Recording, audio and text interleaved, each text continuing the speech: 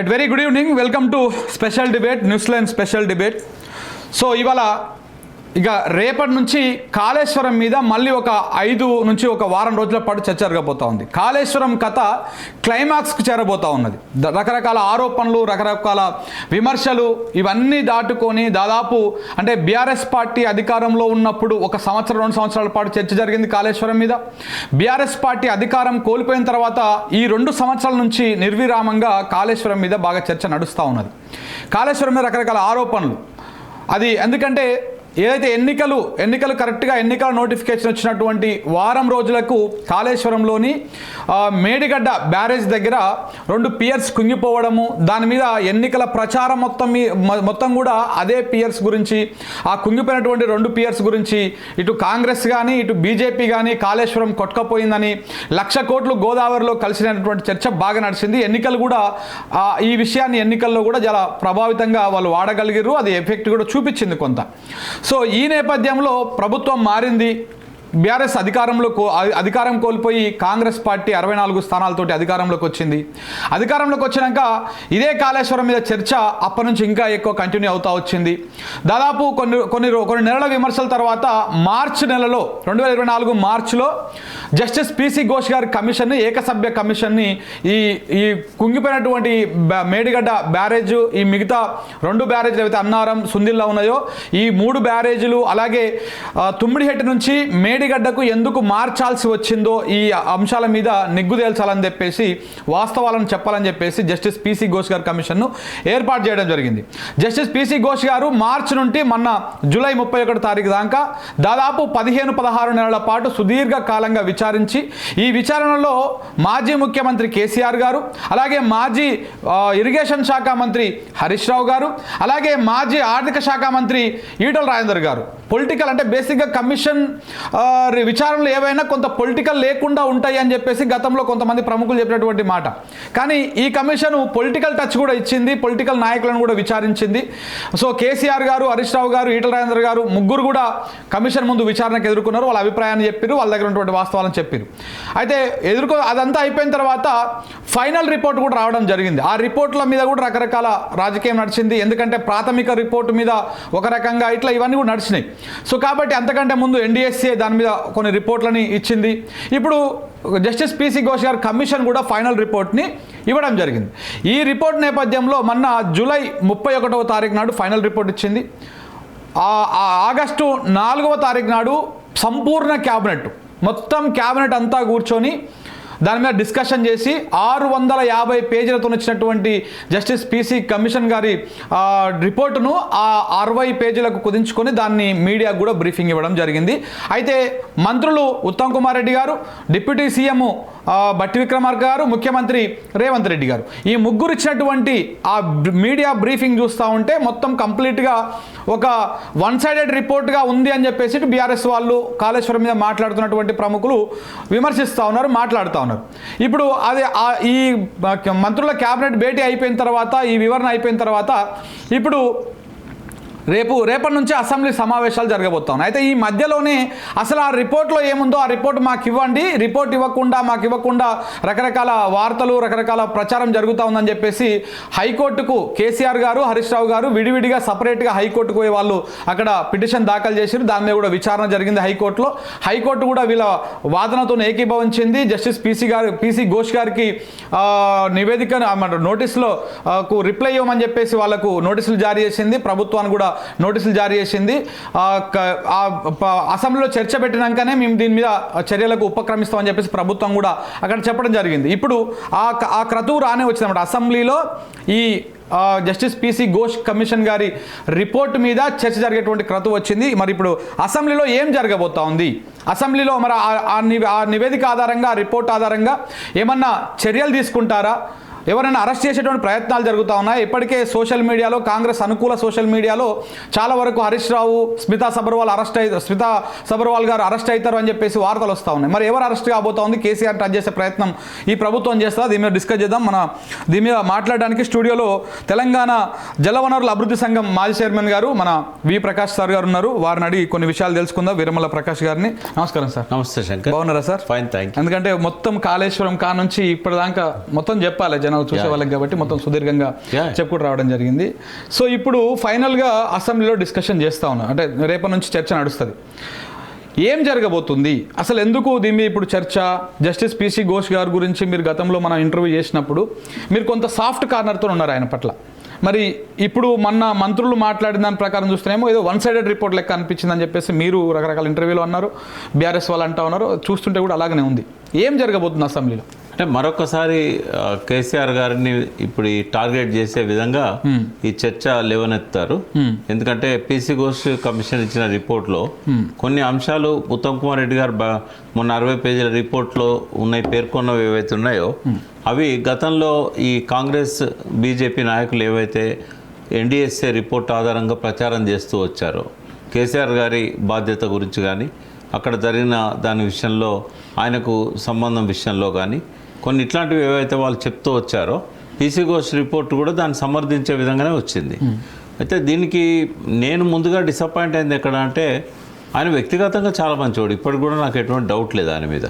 కానీ అవగాహన లోపం వల్ల ఆ పరిశీలన సరిగా చేయకుండా ఆయన జీవితం అంతా హైకోర్టు అడ్వకేట్గా, హైకోర్టు జడ్జిగా, సుప్రీంకోర్టు జడ్జిగా ఉన్నారు. ట్రయల్ కోర్టుకు సంబంధించిన అంశాల పట్ల ఆయన ఎప్పుడు చేసినట్లేదు. వాస్తవంగా ఏంటంటే ఇక్కడ క్రాస్ ఎగ్జామినేషన్ అనేది జరగాలి. ఇప్పుడు ఇదంతా ఒకసారి మనం చూసినట్టయితే ఈ కమిషన్ ఆఫ్ ఎంక్వైరీస్ యాక్ట్ అనేది ఒక సివిల్ ఎంక్వైరీ లాంటిది. ఇది క్రిమినల్ నేచర్ కాదు. ఇది అంటే ఇందులో ఏం జరిగిందనే ఇర్రెగ్యులారిటీస్ మీద ఎంక్వైరీ చేయమన్నారు. అని ఇర్రెగ్యులారిటీస్ ఏమన్నా ఉంటే కమిషన్లో ఆ రిపోర్ట్లో పెట్టాలి, ఇక్కడ ఇర్రెగ్యులారిటీ జరిగింది, ఇక్కడ ఇర్రెగ్యులర్. కానీ దోషిగా నిర్ధారించే విధంగా ఆయన రిపోర్ట్లో ఫైండింగ్స్ కనబడ్డాయి. అంటే అందులో దోషి అనేటువంటి పూర్తి రిపోర్ట్ బయటకు వస్తే కానీ కరెక్ట్గా మనం మాట్లాడగలుగుతాం. బట్ ఉత్తమ్ కుమార్ రెడ్డి నేను ఒక వాక్యాన్ని కూడా పెట్టలేదు, ఒక వాక్యాన్ని కూడా తీయలేదు, ఆ ఫైండింగ్స్లో ఉన్నాయో మీకు పెట్టాను అని అన్నాడు. కాబట్టి ఒకవేళ నిజంగానే ఘోష్ గారు అది ఇచ్చారంటే ఆశ్చర్యం ఏం లేదు. ఎందుకంటే మహామౌలకే కాళేశ్వరం అర్థం కాల. ఇక్కడ చాలామంది, కొంతమంది ఇంజనీర్స్ కావచ్చు, కొంతమంది ఐఏఎస్లు కావచ్చు, కొంతమంది తెలంగాణ ఉద్యమ నాయకులు కావచ్చు, వీళ్ళకే అర్థం కానిది ఘోష్ గారు అప్పుడప్పుడు వచ్చి వచ్చినప్పుడల్లో 4గురిని ఎగ్జామిన్ చేస్తే ఆయన పెట్టాల్సినంత దృష్టి, నిశ్చితంగా దాన్ని పరిశీలించాల్సిన పరిస్థితి బహుశా లేకుండానేమో. ఆయన ఒక జడ్జిగా ఇవన్నీ అర్థం చేసుకొని చేయాల్సి ఉండే. ముందుగా ఆయన ఏంటంటే సుప్రీంకోర్టు జడ్జిమెంట్స్ కొన్ని ఉన్నాయి ఈ ఎంక్వైరీ ఆఫ్ కమిషన్ యాక్ట్ సంబంధించి. వాటికి సంబంధించిన డెప్త్లో కూడా ఆయన వెళ్ళలేదు. ఉదాహరణకు ఆ సెక్షన్ 8B and Cలో ఆయన ఏవైతే అనుసరించాల్సి ఉన్నదో విట్నెస్ను పిలిచినప్పుడు లేదా అక్యూజ్డ్ని పిలిచినప్పుడు అవి కూడా ఆయన అనుసరించలేదు. ఉదాహరణకు కేసీఆర్ గారిని సాక్షిగా పిలిచారు, సాక్షిగా పిలిచి రిపోర్ట్లో దోషిగా చూపెట్టారు. ఒకవేళ దోషిగా ఆయనను విచారించాలనుకుంటే ఆయనకి ఇచ్చే నోటీస్ వేరే ఉంటుంది. మీ మీద ఫలానా వాళ్ళు ఈ ఆరోపణలు చేశారు వాళ్ళ సాక్ష్యాలలో, వీటిని మీరు క్రాస్ చేయడానికి మీ అడ్వకేట్ నియమించుకోండి. తర్వాత మీ దగ్గర ఏమైనా డాక్యుమెంటరీ ఎవిడెన్స్ ఉన్నట్టయితే వాళ్ళు చేసిన ఆరోపణలను కౌంటర్ చేయడానికి మీరు అవన్నీ తీసుకొని రండి అని చెప్పాలి. ఆయనను సాక్షిగా పిలిచి దోషిగా నిలబెట్టడం అనేది పిసి ఘోష్ చేసిన మొదటి తప్పు. రెండవది, అదొక జ్యుడిషియరీ కమిషన్ అనే పేరుతోని ఈ 15 నెలల కాలం చెల్లమనైంది. వాస్తవంగా ఎంక్వైరీ కమిషన్ ఆఫ్ యాక్ట్ కింద అన్ని కమిషన్లకు ఒకటే స్టేటస్ ఉంటుంది. అది జ్యుడిషియరీ కమిషన్ కింద పరిగణించాల్సిన అవసరమే లేదు. అదొక పొరపాటు జరిగింది అక్కడ. రెండవది ఏంటంటే వాళ్ళు పేర్కొన్న అంశాలలో కూడా చాలా తొందరపాటు కనబడ్డది. అంటే ఘోష్ గారి గురించి తెలిసిన హైకోర్టు అడ్వకేట్స్, ఆయన ఇక్కడ హైకోర్టు చీఫ్ జస్టిస్గా పనిచేశాడు తెలంగాణ ఉద్యమం ఉధృతంగా ఉన్నప్పుడు. మిలియన్ మార్చ్, నెక్లెస్ రోడ్లో సాగరహారం ఇట్లాంటివి జరిగినప్పుడు అతను ఏంటంటే ఇక్కడ హైకోర్టు చీఫ్ జస్టిస్, తెలంగాణ ఉద్యమ తీవ్రతను చూసిన వ్యక్తి ఆయన. మరి అటువంటి వ్యక్తి ఏమైందో ఏమో కానీ ఏమాత్రము జాగ్రత్తగా ఆ కేసు విషయంలో స్టెప్స్ తీసుకోలేదు ఆయన. చాలా తొందరపాటు మనకు కనబడుతూ ఉంది. నేను ఒకరిద్దరు అడ్వకేట్స్తో అంటే ఆ ఘోష్ గారి దగ్గర ఒకే ఒక్క అవలక్షణం ఆ తొందరపాటే. దానివల్ల కొన్ని తప్పులు చేస్తూ ఉంటాడు తొందరపడి. ఇట్లాంటివి కొన్ని ఉన్నాయి. అయితే నేను కూడా గమనించిన, ఉదాహరణకు నేను తెలంగాణ ప్రజల ఆకాంక్షను చెప్పబోతా అంటే నేను ఇక్కడ పాలిటిక్స్ వినడానికి రాలేదన్నాడు. అచ్చా, మీరు మాట్లాడతారు, నేను మాట్లాడే మీరు ఎంక్వైరీ అఫిడవిట్ ఇచ్చిపోయారు కదా, మీరు అఫిడవిట్ ఇచ్చినాక మళ్ళీ ఎంక్వైరీ జరిగింది కదా. ఎంక్వైరీలో నేను కేసీఆర్ గారు ఎందుకు 18 లక్షల 75,000 ఆయకట్టు స్థిరీకరణ పెట్టాడు. ఎందుకు 16,40,000 నుంచి 18,25,000 పెంచాడు? ఇది అర్థం కాకపోతే కాళేశ్వరం అర్థం కాదు. మీరు మొన్న ఈ మాట చెప్పలే మన ఇంటర్వ్యూలో, నేను కొన్ని చెప్పినా కానీ అది తర్వాత చెప్తా మీకు అన్నాను. అయితే ఈ విషయం మీద నేను కేసీఆర్ గారు ఎందుకు ఈ 16,40,000 ఎకరాల నుంచి 37 లక్షల ఎకరాలకు పెంచాడని చెప్పబోతూ తెలంగాణ ఉద్యమ కాలంలో ఊరూరా తిరిగినప్పుడు రైతుల గోసను ఆయన చూశాడు. అంటే నేను పాలిటిక్స్ వినడానికి రాలేదు అని అన్నాడు. అంటే పాలిటిక్స్ చెప్పట్లేదు నేను. ఓకే, ఎందుకు ఇది ఆయకట్టు పెరిగిందని చెప్తున్నానంటే మీరు నేను అడిగిన దానికి స్ట్రైట్గా ఆన్సర్ ఇవ్వండి అన్నాడు. అంటే తొందరపాటు కనబడదు కదా. ఈ తొందరపాటే ఆయన విషయాలను అర్థం చేసుకోకపోవడానికి, విషయాలను సరిగా పరిశీలించకపోవడానికి. ఇంకోటి ఏంటంటే పీసీ ఘోష్ గారి నుంచి మనం ఏం ఎక్స్పెక్ట్ చేసామంటే, ఆయన మొదటి రోజు చెప్పాడు నాతో, నాకు ఈ నాలెడ్జ్ లేదు, ఇరిగేషన్ గురించి తెలియదు, నాకు ఇంజనీరింగ్ తెలియదు, ఇవన్నీ కూడా నాతోని ఛాంబర్లో మాట్లాడినప్పుడు అన్నాడు ఆయన. సరే ఇప్పుడంటే విచారణ అయిపోయింది కాబట్టి నేను చెప్పగలుగుతా అన్నప్పుడు నేను అన్నాను, మరి మీరు సహాయకులను పెట్టుకోవాలి కదా. అవును, అంటే దాని మీద అవగాహన ఉన్నటువంటి వాళ్ళని పెట్టుకోవాలి. ఇప్పుడు శ్రీకృష్ణ కమిటీ పెట్టుకోలేదా? ఓ కమిటీని పెట్టుకున్నది ఇరిగేషన్ మీద. అట్లే ఇరిగేషన్ మీదనే కాకుండా ఇతర అంశాల మీద కమిటీలను పెట్టుకున్నది. సిడబ్ల్యూసిలో చైర్మన్గా పనిచేసిన వ్యక్తి శ్రీకృష్ణ కమిటీకి అసిస్ట్ చేశాడు. ఆయన దగ్గర నేను, విద్యాసాగరరావు గారు, ఇక్కడ శ్యాంప్రసాద్ రెడ్డి, ఇంజనీర్స్ అంతా అపేర్ అయినాం మేము ఇరిగేషన్ విషయాల మీద. మరి కమిషన్ అన్నప్పుడు ఆయనకు రైట్ ఉంది, ఇప్పుడు ఆయన పెట్టుకోలేదు. తర్వాత అడ్మినిస్ట్రేషన్ మీద కూడా ఆయనకు కంట్రోల్ లేదు, ఆయనకు అవగాహన లేదు. ఎందుకంటే ఆయన ఎన్నడూ ఐఏఎస్ కాదు, ఆయన ఎన్నడూ కూడా బ్యూరోక్రాట్ కాదు. ఇప్పుడు ఐఏఎస్ కాకుండా బ్యూరోక్రాట్ కాకుండా ఈ క్యాబినెట్ డిసిషన్ తీసుకోలేదు, తర్వాత రాటిఫై చేశారనేది కరెక్ట్ కాదన్న పద్ధతిలో మాట్లాడాడు. అంటే ఇప్పుడు అన్ని జడ్జి అన్నంత మాత్రాన అన్నిట్లో నిష్ణాతులేం కాదు. ఆయన అవసరమైన నాలెడ్జ్ను ఆయన నేర్చుకుంటాడు. కేసు విచారణకు ఎంతవరకు అవసరమో అంతవరకు తెలుసుకుంటాడు, సహాయకులను పెట్టుకుంటాడు, తీసుకుంటాడు. కానీ ఇక్కడ జరిగింది ఏంది అని అంటే, అసలు ఆయన ఎవరిని పెట్టుకోలేదు, ఎవరిని తీసుకోలేదు. ఆయనంత రాయని ఆలోచించి, ఆయనంత రాయని సరిగా అర్థం చేసుకోకుండా తీర్పిచ్చాడు. అంటే మీరు చెప్పేటువంటి ఎవరైతే ఇంజనీర్లు కానీ వీళ్ళందరూ చెప్పే టెక్నికల్ అంశాలు కూడా ఆయనకు అర్థం కావాలి కదా. ఆయనకి ఇప్పుడు ఉదాహరణకు నువ్వు ఇక్కడ నన్ను ప్రశ్నిస్తున్నావు, నీ దగ్గర ఒక రిపోర్ట్ పెట్టా నేను, ఆ రిపోర్ట్ చదివి అర్థం చేసుకొని ప్రశ్నిస్తావు. అవును, ఇది చదవండి నేను అన్నప్పుడు జడ్జి గారి ముందట, ఘోష్ గారి ముందట నేను అండర్లైన్ చేసి ఇచ్చిన, వీళ్ళు అసెంబ్లీలో రేవంత్ రెడ్డి గారు మేడిగడ్డను ఇంజనీర్లు కట్టొద్దనే ఒక అబద్ధం చెప్పిండు, మీరు కూడా ఏమన్నా పొరపాటు పడారు, మేడిగడ్డను కట్టొద్దని చెప్పలేదు అని అంటే, అవును నేను కూడా కట్టొద్దని అన్నారని అనుకుంటున్నా అన్నాడు. అంటే రిపోర్ట్ ఇచ్చి కట్టొద్దని ఎక్కడ అన్నారు సార్? రిటైర్డ్ ఇంజనీర్లు ఇచ్చినటువంటి రిపోర్ట్ 105 మీటర్లు ఎత్తున కట్టమని అన్నారు కదా. ఇక్కడ చూడండి, ఈ పేజీలు ఇక్కడన్నది, ఈ పేజీలు ఇక్కడన్నది, ఈ పేజీలో ఇక్కడన్నది, అండర్లైన్ చేసి ఇది నాకు ఇచ్చిపోవన్నాడు, ఇచ్చిన. విచారణ రోజు కూడా చెప్పిన, మేడిగడ్డ కట్టొద్దని లేదు, మేడిగడ్డ నుంచి మిడ్ మానేర్కు నీళ్ళని తీసుకుపోవద్దు అన్నారు, అది వైబిలిటీ కాదు, ఎక్కువ కాస్ట్ అవుతుంది అన్నారు. తర్వాత మేడిగడ్డ ఆ విషయంలో పూర్తిగా పొరపాటు పడ్డాడు ఆయన. అంటే నేను ఒక్కనే కాదు, కేసీఆర్ గారు చెప్పారు, హరీష్ రావు గారు చెప్పారు, ఇంజనీర్లు చెప్పారు, మళ్ళీ అదే రిటైర్డ్ ఇంజనీర్స్ కూడా చెప్పారు. ఆ రిటైర్డ్ ఇంజనీర్స్ కూడా ఆయన ముందుకు వాళ్ళు అఫిడవిట్ ఇచ్చారు కాబట్టి వాళ్ళని కూడా పిలిచాడు, వాళ్ళు కూడా చెప్పారు కదా. అప్పుడే అడగాల్సి ఉంటుంది వాళ్ళను, మీరు మేడిగడ్డ కట్టొద్దన్నారా లేదా మిడ్ మానేర్కు నీళ్ళని తీసుకుపోవద్దన్నారా అంటే వాళ్ళు చెప్పేవాళ్ళు కదా. అంటే ఇది నేనైతే ఆయన మీద మోటివ్స్ అంటగట్ట. ఎందుకు అంటే ఆయన డబ్బులతోనో లేకుంటే పొలిటికల్ ఇన్ఫ్లుయెన్స్తోనో మేనేజ్ అయ్యే వ్యక్తి అయితే కాదు. కానీ ఎందుకు ఈ తప్పు చేసిండు అనుకున్నప్పుడు అవగాహన లోపం. ఎందుకంటే కాళేశ్వరం మొదలైన కారణం చూస్తున్నాం, కోదండరామ్ సార్కి కాళేశ్వరం అర్థం కాలే, పెద్ద పెద్ద ప్రొఫెసర్లకు అర్థం కాలే, ఆడ కలెక్టర్ ఉన్న వ్యక్తికి అర్థం కాలే, ఐఏఎస్లకు అర్థం కాలే. ఇప్పుడు మీరు చెప్తా ఉంటే అంటే ఆయన రిపోర్ట్ ఏమో ఆయనకు పూర్తిగా అర్థమైందా అర్థం కాలేదా అంటే ఇంకా రిపోర్ట్ బయటకు రాలేదు కాబట్టి ఇప్పుడు ఓన్లీ మంత్రులు చెప్పినటువంటి దాన్ని బేస్ చేసుకుని మనం మాట్లాడుతా ఉన్నాం. అంటే ఆయన మాట్లాడాడు కాబట్టి నమ్ముతున్నాం. ఉత్తమ్ కుమార్ రెడ్డి నేను అలాగే ఒక ముక్క తీయలేదు, ఒక ముక్క పెట్టలేదు, ఆయన ఇచ్చిన మాటలను యాజిటీస్గా మీకు వాళ్ళు ఇస్తున్నా అన్నాడు. నిజమే అయితే కనుక అది ఘోష్ గారు చాలా పెద్ద తప్పు చేశారు. ఆ రిపోర్ట్ కూడా నిలబడదు. ఇప్పుడు అసెంబ్లీలో ఒక చర్చ జరిగినా కూడా హైకోర్టులో మాత్రం దాన్ని కొట్టేస్తారు. సో ఈ రిపోర్ట్ మీద కూడా వీళ్ళు లీగల్ ఫైట్ చేసే అవకాశం ఉంటుందా? పోయింది ఇప్పుడు హరీష్ రావు గారి కేసు, వీళ్ళు పోయింది రిపోర్ట్ మాకు ఇవ్వండి, రిపోర్ట్ రద్దు చేయమని పోయారు. రిపోర్ట్ రద్దు ఆయన ఎందుకంటే అది అంత ఇల్లీగల్ గా చేశాడు. ఘోష్ గారి మీద డైరెక్ట్ అటాక్. అది ఇప్పుడు ఆ రిపోర్ట్లో ఏముందో తెలుసుకోవడానికి అడగలేదా వీళ్ళు? ఏమని అడిగారు? లేదు లేదు, ఆ రిపోర్ట్లో వాళ్ళు ఏదైతే ప్రభుత్వం బయట పెట్టిందో నమ్ముతారు కదా, ప్రభుత్వం పెట్టింది కాబట్టి ప్రభుత్వం గవర్నమెంట్ మొత్తం ముఖ్యమంత్రి గారు, డిప్యూటీ సీఎం అందరూ పూర్తి క్యాబినెట్ ఉండి అందులో ఒక ఆరోపణ ఏం చేశారంటే చీఫ్ సెక్రటరీని మేము రిపోర్ట్ అడిగినా ఇవ్వలేదు, మా మీద ఇట్లా బదనాం చేసే కార్యక్రమం చేస్తున్నారు, మా ప్రతిష్టకి ఇమేజ్కి దెబ్బతలిగే విధంగా వ్యవహరిస్తున్నారు అని చెప్పి ఫిర్యాదులో ఉంది. కానీ అసలు అటాక్ అంతా ఏంటంటే పిసి ఘోష్ గారు అది చట్ట విరుద్ధమైన కమిటీ ఫస్ట్ వాళ్ళు అడిగింది, తర్వాత ఆయన పరిధి దాటి వ్యవహరించాడు. ఎట్లా చట్ట విరుద్ధమైన కమిటీ అవుతుంది? ఆ జ్యుడిషియరీ కమిటీ అని చెప్పారు. ఆ ఎంక్వైరీ కమిషనర్ యాక్ట్ కింద జ్యుడిషియరీ కమిటీ కాదు, సిట్టింగ్ జడ్జితో ఎంక్వైరీ చేసినప్పుడు అది అవుతుంది. ఏదైనా ఇంకోటి విచారణ అందులో వాళ్ళకి ఇచ్చింది ఇరెగ్యులారిటీస్ ఏంటని చెప్పమని, అంటే ఆ సాక్ష్యాధారాలు ముందు పెట్టాలి, అంతేగాని దోషాన్ని ప్రకటించే హక్కు ఎక్కడ దానికి? కేసీఆర్ గారిని ఒక దోషిలాగా చూపెట్టినట్టు కనబడ్డది హరీష్ రావు గారిని, కేసీఆర్ గారిని. దాని ఆధారంగా ఈ ఫర్దర్ ఎంక్వైరీ జరగాల్సిందే తప్ప అరెస్టులు కానీ ఇంకోటి కానీ ఉండటానికి లేదు.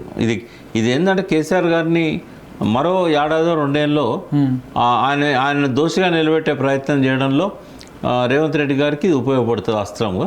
రెండవది ఏంటంటే ఇది విచారణ జరిగినంత కాలం. రెండవది ఏంటంటే ఆయన మిస్టర్ డైవర్షన్ కదా, కాబట్టి ఆయన అష్యూరెన్సెస్, ఆయన ఇచ్చిన హామీలు ప్రజలు కాసేపు మర్చిపోవడానికి, ఇది పక్కదారి పట్టేయడానికి, ఇటువంటివన్నీ కూడా ఎప్పుడు ఆయన వెతుక్కుంటూ ఉంటాడు. ఇవన్నీ ఉపయోగపడతాయి ఆయనకి. ఓకే సరే, ఇప్పుడు అంటే మీరు చెప్తున్న దాని ప్రకారం అది ఇల్లీగల్ అని చెప్తా ఉన్నారు, ఆ చట్ట విరుద్ధం అని చెప్తా ఉన్నారు. మరి ఇప్పుడు దాని మీద అసెంబ్లీలో చర్చ పెడతా ఉన్నారు రేపు సుదీర్ఘంగా దీని మీదనే. అంటే రేపటి రోజున మాగంటి గోపీనాథ్ గారికి సంతాపం తెలిపేసి వాయిదా వేసిన ఎల్లుండి నుంచి మాత్రం దీని మీదనే బిజినెస్ ఉండేటువంటి అవకాశం కనపడతా ఉంది. పెట్టనేయండి, కాకపోతే వాళ్ళు వీళ్ళని మాట్లాడిస్తారని నేను అనుకోవట్లేదు. అడుగడుగున అడుగుతారు, ఈ గతంలో చేసినట్టే అవమానపరిచే విధంగా మాట్లాడతారు. దీనికి వీళ్ళు ప్రొటెస్ట్ చేస్తే బహుశా వాళ్ళను ఎక్స్పెల్ చేసే అవకాశం కూడా ఉంటుంది. ప్రొటెస్ట్ చేస్తారు, వాళ్ళకి సపోర్ట్గా వచ్చిన వాళ్ళను ఎక్స్పెల్ చేసేసి ఏకపక్షంగా అసెంబ్లీ నడుపుకునే అవకాశం ఉంటుంది. అసెంబ్లీలో రికార్డులోకి ఎక్కాలి కాబట్టి కేసీఆర్ను పిసి ఘోష్ గారు అన్న మాటలన్నీ కూడా మళ్ళీ మాట్లాడి ఆ రికార్డులోకి ఎక్కేటట్టుగా చేసుకుంటారు. అంతకుమించి జరిగేది ఏంటి?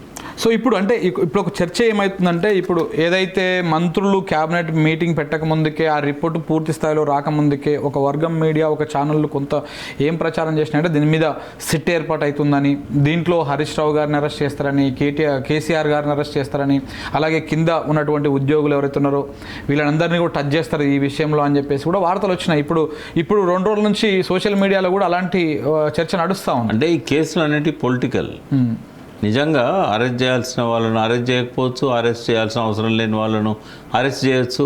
ఒక ముఖ్యమంత్రి చేతిలో అధికారం ఉంది కాబట్టి, పోలీసులు వాళ్ళు చెప్పినట్టు వింటారు కాబట్టి ఆయన ఏదైనా చేయొచ్చు.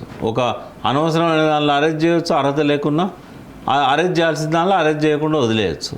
కాబట్టి అరెస్ట్ చేయాలన్న వద్దనేది పొలిటికల్ డిసిషన్. ఇక్కడ సిట్ కానీ ఇంకోటి కానీ ఎంక్వైరీ వాళ్ళు వేస్తే ఎంక్వైరీ జరుగుతుంది.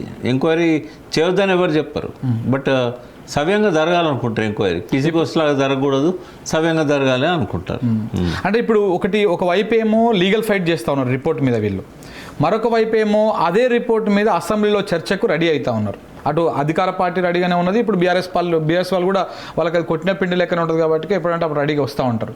సో ఇప్పుడు అంటే మీరు చెప్తున్న దాని ప్రకారం అది ఇల్లీగల్ రిపోర్ట్ అయినప్పుడు దాన్ని చర్చకు ఆహ్వానించడం కూడా దాన్ని యాక్సెప్ట్ చేసినట్టే అవుతుంది కదా?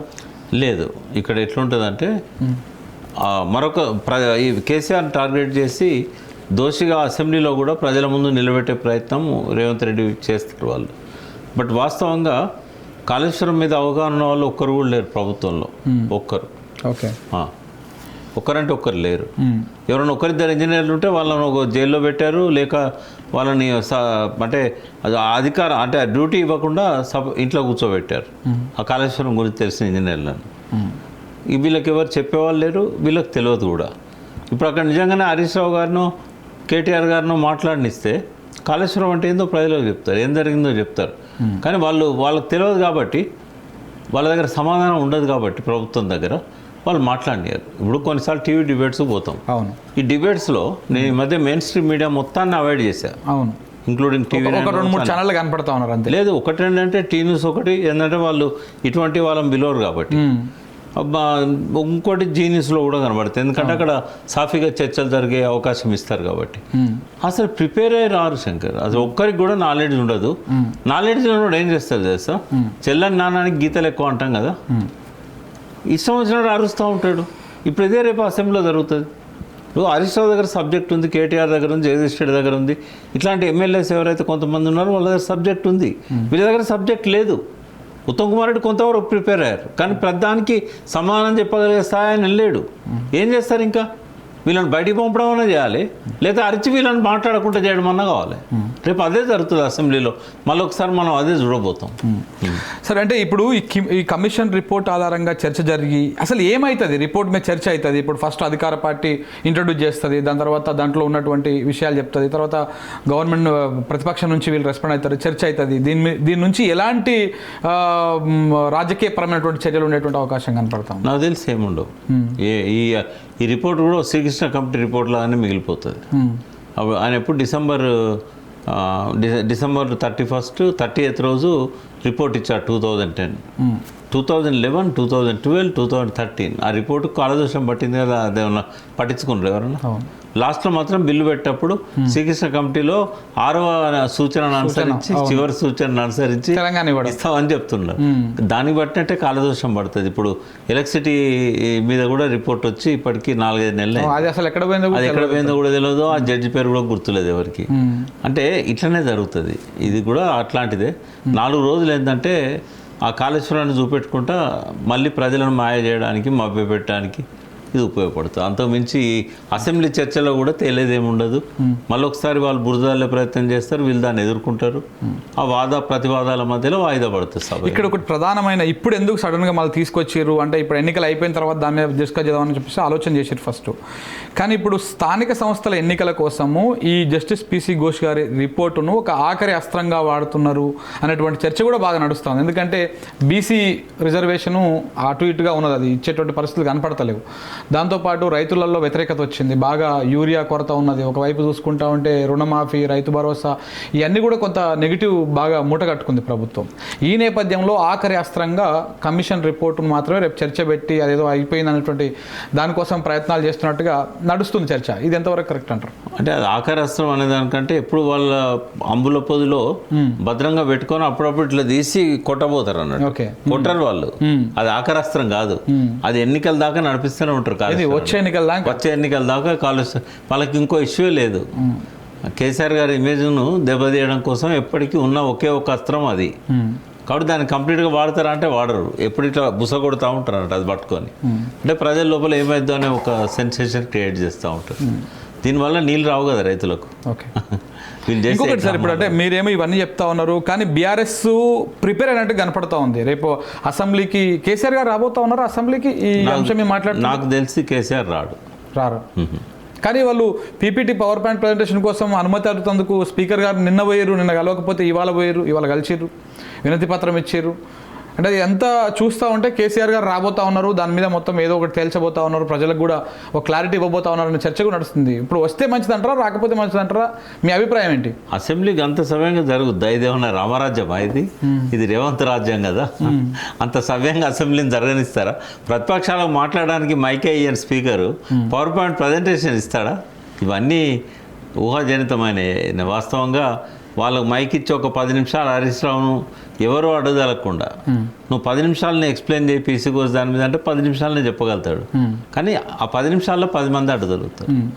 సరే, మొత్తం ఇప్పుడు 650 పేజీల రిపోర్ట్ అని చెప్పేసి గవర్నమెంటే ప్రకటించింది అఫీషియల్గా. ఈ 650 పేజీల రిపోర్ట్ని వీళ్ళకి ఇస్తే అంటే ఎమ్మెల్యేలు కానీ ఎమ్మెల్సీలు కానీ దాన్ని ప్రిపేర్ అయ్యి రావడానికి ఈ 5 రోజుల సమయం సరిపోతుందా? దీని మీద చర్చకు అది సాఫీగా జరుగుతుందని అనుకుంటున్నారా? ఎట్లా ఏమను అంటే ఇప్పుడు 3 రోజులలో ఐఏఎస్ ఆఫీసర్స్ 24 గంటలలోనే 48 గంటలలో వాళ్ళు కొన్ని అంశాలు తీసి పెట్టారు. వాళ్ళు తీసిన అంశాల గురించి పరిశీలించడానికి ఒక రోజు సరిపోతుంది. బట్ క్షుణ్ణంగా చదవాలనుకుంటే అది 2-3 రోజులు ఈజీగా పడుతుంది. కానీ అక్కడ మనం అబ్స్ట్రాక్ట్ చూస్తాం. అంటే ఇప్పుడు అలా ఏ సాక్షి ఏం చెప్పిండు అనే డెప్త్లోకి వెళ్ళాలనుకున్నప్పుడు ఒక వారం 10 రోజులు పడుతుంది అది.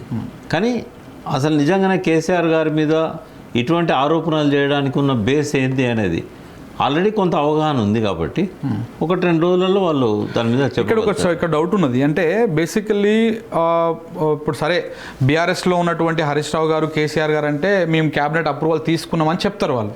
కానీ ఈటల రాజేందర్ గారు కూడా క్యాబినెట్ అప్రూవల్ లేకుండా ఏ బ్యారేజ్ కానీ ఏ పనులు కానీ జరగలేదని చెప్పేసి ఆయన బల్లగుద్ది చెప్పిండు. కానీ మొన్న రిపోర్ట్లో, ఫైనల్ రిపోర్ట్లో క్యాబినెట్ అప్రూవల్ లేదు అని చెప్పేసి ఇటు ఉత్తమ్ కుమార్ రెడ్డి గారు చెప్పారు అదే మాటని, బట్టి విక్రమార్క గారు నొక్కి మరీ చెప్పారు క్యాబినెట్ అప్రూవల్ లేదు, ఇది కేవలం కేసీఆర్ సొంత నిర్ణయము, ఆయన ఆలోచనల నుంచి వచ్చేటువంటి వ్యవహారం ఇదంతా కూడా అని చెప్పారు. అక్కడ మళ్ళీ ఇంకొకటి ఏంటంటే ఇదే కమిషన్ గారికి రిపోర్ట్ అంటే క్యాబినెట్ మినిట్స్ ఇవ్వడానికి 2-3 సార్లు వాయిదాలు కోరింది ప్రభుత్వం కూడా. అదే ఇప్పుడు ఆయన కొంచెం జాగ్రత్తగా దాన్ని అర్థం చేసుకొని ఉంటే పీసీ ఘోష్ గారు, సిడబ్ల్యూసి అన్ని విభాగాలు దాదాపు 10-17 పర్మిషన్లు ఇచ్చారు కదా. ఆ 10-15 పర్మిషన్లు ఇచ్చిన తర్వాత వాటిని ఎవరు తప్పుపడతారు, ఎందుకు తప్పుపడతారు అంటే పీసీ ఘోష్ గారు ఏ రకంగా తప్పుపడతారు వాటిని, అది ఎక్కడ కట్టారు, ఎవరు చూశారు అనేది పక్క పెడదాం. ఈ 17 అనుమతులు వచ్చి కంప్లీట్ అయ్యి 5 సంవత్సరాలు సక్సెస్ఫుల్గా నీళ్ళు ఇచ్చిన ప్రాజెక్టు, దాని మీద ఎట్లా కామెంట్ చేయగలుగుతారు వీళ్ళు? అనుమతులు లేదా కట్టిన్లా, అన్ని అనుమతులు వచ్చినాయి కదా. క్యాబినెట్ అనుమతి ఎన్నిసార్లు తీసుకొని ఉంటారో వాళ్ళు ప్రతి దానికి. ఇప్పుడు బడ్జెట్ పెట్టేటప్పుడల్లా బడ్జెట్ బుక్లో వస్తుంది కదా. అవును, క్యాబినెట్ అనుమతి లేకుండా బడ్జెట్ పుస్తకం బయటకు వస్తుందా? బడ్జెట్ ప్రసంగం ఉంటుంది కదా, క్యాబినెట్లో డిస్కస్ చేసే కదా దాన్ని తీసుకొచ్చేది. ఆ క్యాబినెట్ మినిట్స్ ఏమన్నా తారుమారేసే అవకాశం ఉంటుందంటారా? గవర్నమెంట్ వాళ్ళు ఉంది కాబట్టి వాళ్ళ ఇష్టం, ఎందుకంటే అది చీఫ్ సెక్రటరీ వాళ్ళంతా కుమ్మక్కై ఒకవేళ కనుక అట్లా అడిగిన ఆ మినిట్స్ కనుక ఏమైనా తారుమారు చేసి క్యాబినెట్లో అప్రూవల్ కాలేదు అనేటువంటి ఆ మినిట్స్ని కట్ చేసో లేకపోతే వాటిని దాచిపెట్టో వాటిని ఎరేజ్ చేసో ఈ ప్లేన్ కనుక ఇచ్చింటే అది నేరపూరితమే. ఇవన్నీ గవర్నమెంట్ కస్టడీలోనే ఉంటాయి. వాళ్ళు ఏం చేయగలుగుతారో ఏం చేస్తారో నేనేం చెప్పలేను. అది మీరు చెప్పలేరు. కానీ ఒకవేళ అవి దాచి ఇవి లేదు అని చెప్పిస్తే అది నేరపూరితం అవుతుందా? అంటే ఓవర్ సైట్ అయిందని తర్వాత చెప్పవచ్చు దాచి. అంటే క్యాబినెట్ మీటింగ్స్ ఆయన ప్రతిసారి మినిట్స్ ఉంటాయి. అవును, ఆ మినిట్స్ విధిగా ఆయన సబ్మిట్ చేయమన్నాడు కాబట్టి సబ్మిట్ చేయాల్సి ఉంటుంది. మరి ఎన్ని వచ్చినాయి ఎన్ని రాలేదు మనకు తెలియదు. సో ఇంకొక విషయం సార్, అంటే కేసీఆర్ని అరెస్ట్ చేస్తారు ఈ నివేదిక ఆధారంగా, దీని ఆధారంగా సిట్ ఏర్పాటు చేసి అరెస్ట్ చేస్తారు. అరెస్ట్ చేసేంత సినిమా ఉంటుందా దీంట్లో? అరెస్ట్ చేసేంత పరిస్థితులు ఉంటాయా?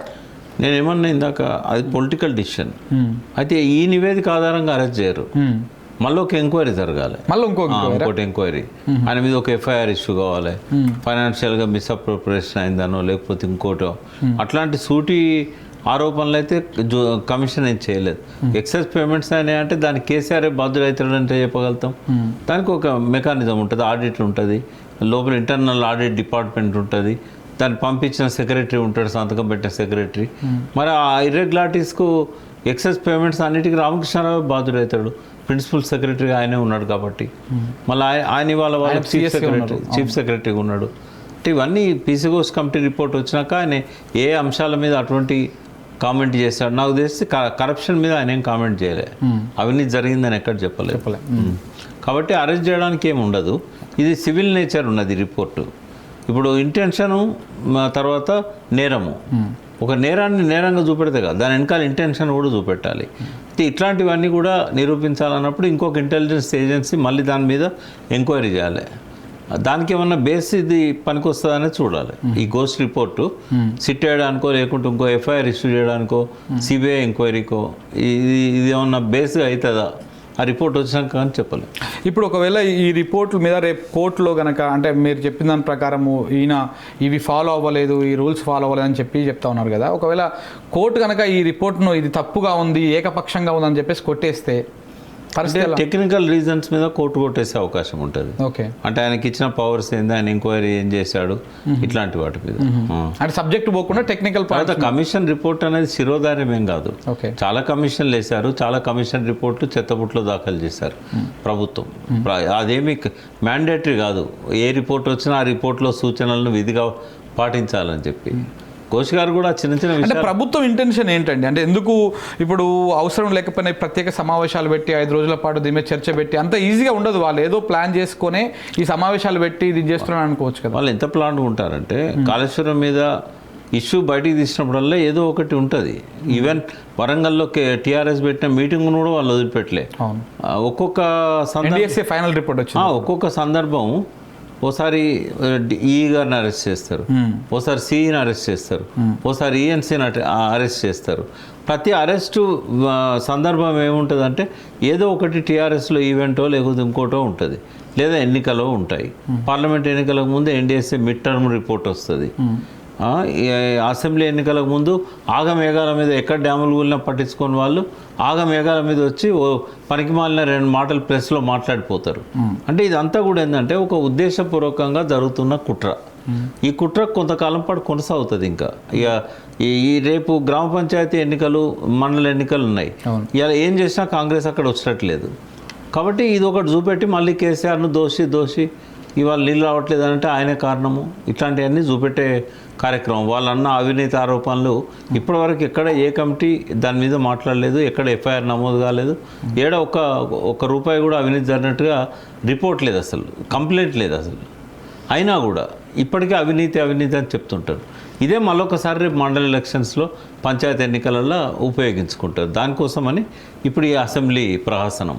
ఇప్పుడు ఇంకోటి సార్, ప్రధానంగా మీరు ఒక ఎలిగేషన్ చేశారు, అంటే ఎవ్వరు మాట్లాడక ముందుకే మీరు మాట్లాడు ఆ బ్యారేజ్ కుంగుబాటు మీద అనుమానం వ్యక్తం చేశారు.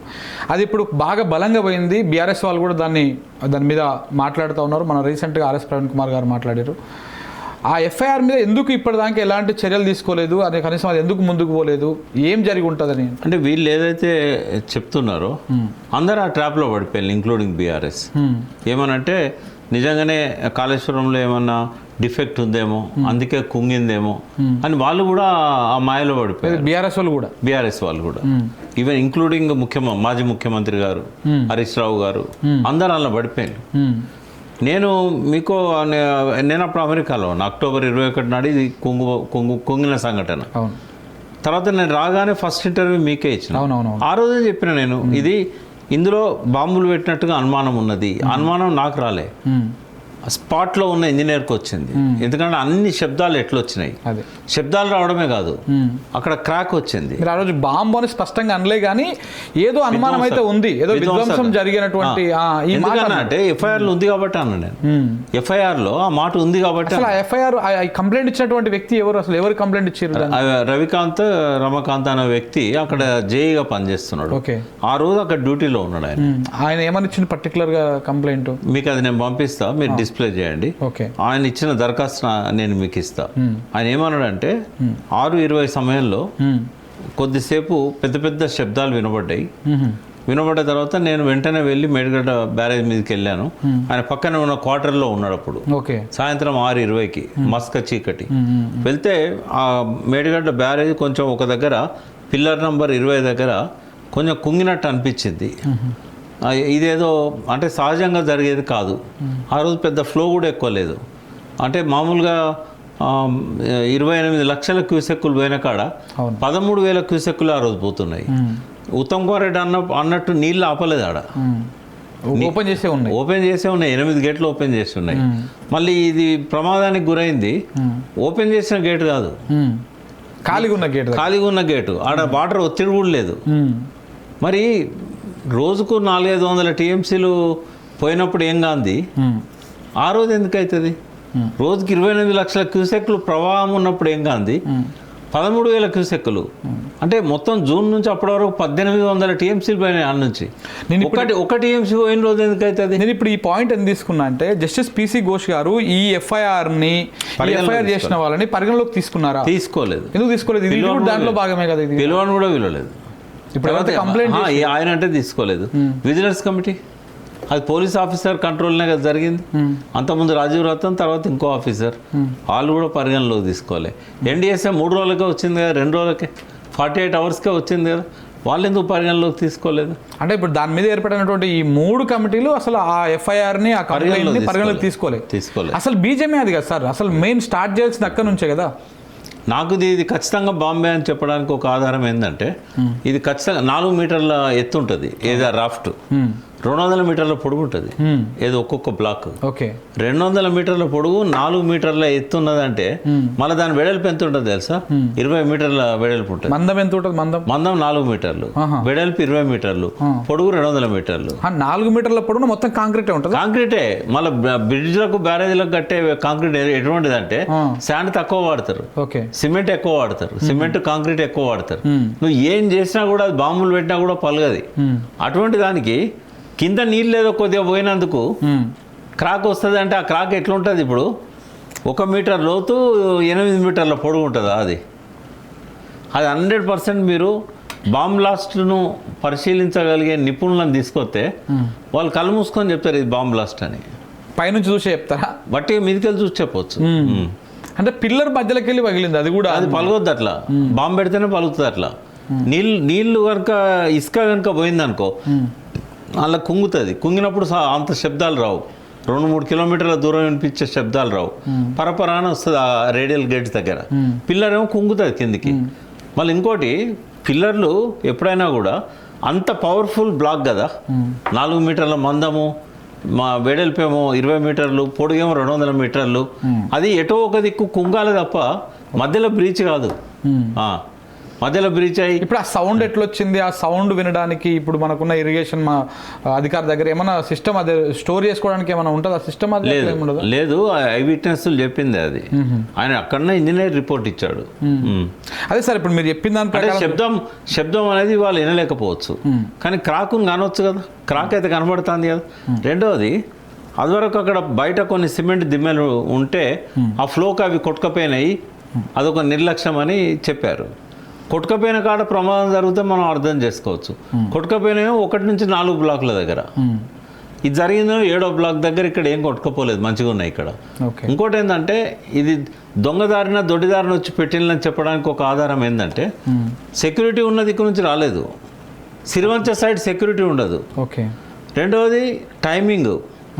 దొంగతనం చేసే వాళ్ళు వచ్చేది చీకట్ల, మస్క చీకట్ల.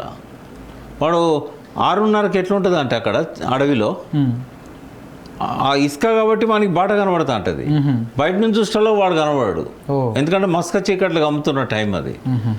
ఆ టైంను సెలెక్ట్ చేసుకున్నాడు. ఆ టైంలో వచ్చి వైర్లు చుట్టి పెట్టేసి వెళ్ళిపోవచ్చు బ్లాస్ట్ చేయడానికి. అంటే ఇన్ని కారణాలు. ఇంకోటి, సిరివంచ దిక్కు పేలిస్తే నక్సలైట్ల మీదకి పోతుంది కదా. ఇన్ని ఉన్నాయి. ఇవన్నీ ఎవరు నివృత్తి చేయాలి? అదే ఇప్పుడు మీరు చెప్పిన దాని ప్రకారము కాళేశ్వరం, ఆ మేడిగడ్డ కుంగుబాటు మీద ఏర్పడినటువంటి ఈ 3, ఒకటి ఎన్డీఎస్ఏ తీసుకోలేదు, పిలవకపోయినా వచ్చినటువంటి ఎన్డీఎస్ఏ, అలాగే విజిలెన్స్ కమిషన్ తీసుకోలేదు, ఇప్పుడు ఈ వీళ్ళు కూడా జస్టిస్ పిసి ఘోష్ గారు కూడా దాన్ని తీసుకోలేదు. దీన్ని ఎట్లా చూడాలి అంటే, ఇదే కదా మెయిన్ స్టార్ట్ చేయాల్సిన స్టార్టింగ్ పాయింట్ అది కదా. ఇవాళ బాంబు కాదని చెప్పడానికి ఎవరికి సాహసం లేదు, ధైర్యం లేదు. అయితే ఒక మాట అంటున్నారు గవర్నమెంట్ నుంచి, ఈ మాట ఎందుకు పట్టించుకోలేదు అన్నారు.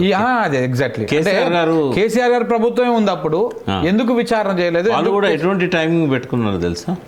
కరెక్ట్గా ఎన్నికల షెడ్యూల్ విడుదలైన తర్వాత 11వ రోజు 12వ రోజు జరిగింది. ఎందుకంటే 9వ తారీఖు 16వ తారీఖు నాడు వచ్చింది. లేదు, అక్టోబర్ 9 నాడు ఎన్నికల షెడ్యూల్ వచ్చింది. పోలీస్ యంత్రాంగం, పాలనా యంత్రాంగం, రెవెన్యూ మొత్తము ఎలక్షన్ కమిషన్ చేతిలో పోతాయి. కేసీఆర్ చేయడానికి ఏం లేదు. మళ్ళాగానే కేసీఆర్ కూడా సో 21 నాడు ఇది అయింది. 21 నాడు అయింది. అన్నీ కూడా మంచి కరెక్ట్గా పెట్టుకున్నారు వాళ్ళు, ముహూర్తం అంతా కూడా. సో అంటే ఇవన్నీ చూస్తూ ఉంటే రిపోర్టు మీద వీటి మీదనే కొంత అనుమానం వస్తూ ఉన్నది. అలా ఇప్పుడు ఆ రిపోర్టు మీద ఇప్పుడు చర్చ చేస్తూ ఉన్నారు. అంటే ఇదంతా ఫైనల్గా ఏం తెలుస్తారు వీళ్ళు, మరి గవర్నమెంట్ కానీ? తేల్చేది ఏముండదు, అరెస్ట్ చేసి. సో మేము టైటిల్ పెట్టినాం ఇది ఫైనల్ టచ్, క్లైమాక్స్ అని చెప్పేసి. అంటే మీరు చెప్పిన దాని ప్రకారం ఇప్పుడు అది క్లైమాక్స్ ఏం కాదు. క్లైమాక్స్ కాదు. క్లైమాక్స్ ఎప్పుడు వస్తుంది అంటే నెక్స్ట్ ఎన్నికల ముందు వస్తుంది.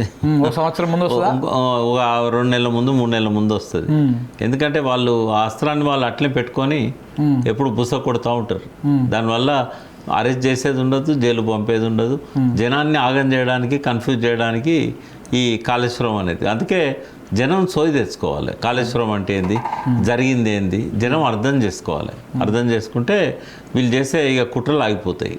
జనం అర్థం చేసుకోకపోతే కుట్రలు నడుస్తాయి. ఇంకొకటి సార్, అంటే ఇప్పుడు ఆల్మోస్ట్ ఇలా గవర్నమెంట్ వచ్చి కూడా 2 సంవత్సరాల దగ్గర పడ్డది. ఇంకొక 3 నెలలు పోతే 2 సంవత్సరాలు అవుతుంది. అంతకుముందే ఒక 3-4 నెలల ముందు బ్యారేజ్లో ఆ 2 పియర్స్ కుంగిపోయినాయి.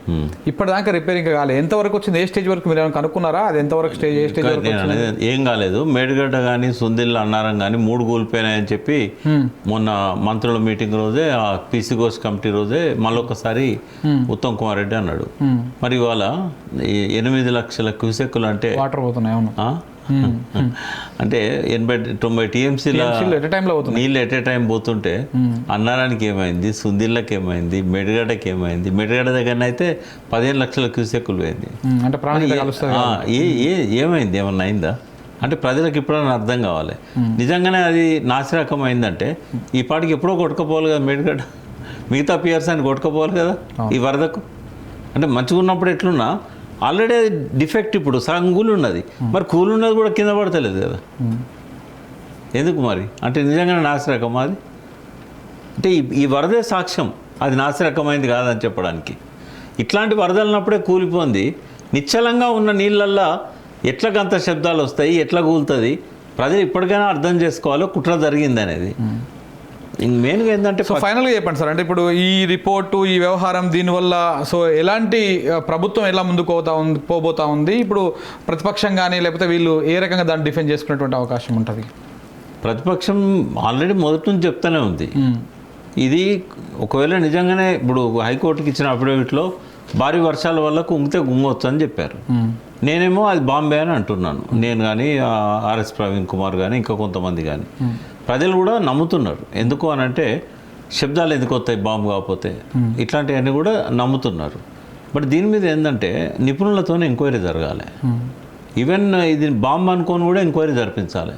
ఓకే, బాంబులు వెళ్ళినప్పుడు ఆ కోణంలో జరగాలి. ఇప్పుడు ఆడ సాక్ష్యాలు లేవు, ఎవరు చేశారని సాక్ష్యాలు లేవు, సీసీ కెమెరాలు లేవు, ఏమి లేవు. ఆర్ఎస్ ప్రవీణ్ కుమార్ అన్నట్టు ఒకవేళ సెల్ ఫోన్ నంబర్స్ ఆ టైంలో అక్కడ నుంచి ఎటు కాల్స్ పోయినాయి, ఎక్కడి నుంచి కాల్స్ వచ్చాయి, పోలీస్ ఆఫీసర్ కాబట్టి ఎంక్వైరీ స్టైల్లో ఆయన మాట్లాడండి. ఒకవేళ అట్లాంటిదైనా చేయాలి.